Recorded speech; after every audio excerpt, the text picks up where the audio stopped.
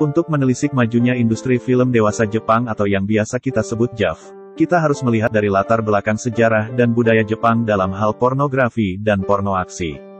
Sebelum kita melangkah ke sejarah pornografi, perlu diketahui bahwa kepercayaan mayoritas di Jepang, yaitu Shinto, sangatlah permisif terhadap best desire seperti keinginan seksual maupun homoseksualitas.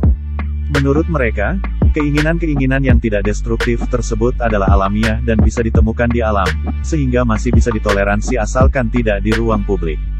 Awal dari porno literasi di Jepang diawali di zaman Heian sekitar tahun 794 sampai 1185 yang masih berupa teks gulungan tentang skandal istana dan kuil-kuil Shinto saat itu. Dengan penemuan ukiyo-e yaitu metode pelukisan dengan pahatan kayu yang dipres ke kertas wood block printing, ada satu genre pornografi kuno yang disebut shunga.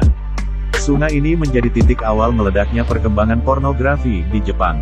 Salah satu shunga ukiyo-e yang terkenal adalah yang berjudul Dream of the Fisherman's Wife yang menggambarkan kegiatan seksual menggunakan tentakel, salah satu yang paling awal di sejarah Jepang. Shunga ini sendiri selain terinspirasi oleh cerita panas dari Heian juga dari ilustrasi pengobatan Cina di zaman Muromachi, abad ke-14. Karena sejarahnya yang cukup panjang, pornografi dan seni porno di Jepang amatlah ditoleransi keberadaannya. Ketika zaman restorasi Meiji, meskipun agak tersendat karena direpresi oleh pemerintah zaman itu, mirip seperti konservatisme zaman Victoria di Inggris, setelah Perang Dunia II majalah Playboy yang juga dicetak untuk konsumsi orang Jepang kembali meledakkan popularitas pornografi di Jepang.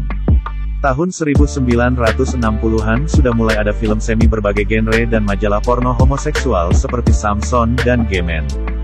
Semakin kesini, semakin berkembanglah pornografi di Jepang, terutama setelah VHS ada di tahun 1980.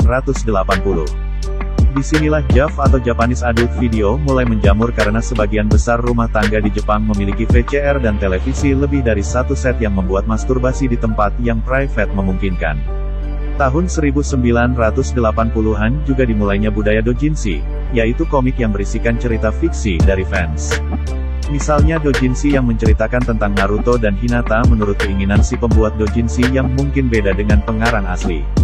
Kemudian wahana doujinshi ini menjadi wahana pornografi juga yang isinya tokoh-tokoh anime dan manga yang terkenal. Digabungkan dengan kepercayaan animisme Shinto mereka yang sangat permisif, meledaknya wahana VHS, melesatnya budaya doujinshi porno, serta sejarah toleransi terhadap seni porno di Jepang, maka dari tahun 1980 sampai sekarang momentum perkembangan JAV dan pornografi semakin tidak terbendung di negara matahari terbit. Itulah beberapa fakta menarik mengapa industri film JAV di Jepang bisa sangat maju dan populer. Semoga sobat terhibur dan jangan lupa untuk like serta subscribe, karena akan ada berbagai informasi menarik lainnya yang kami akan share. Terima kasih.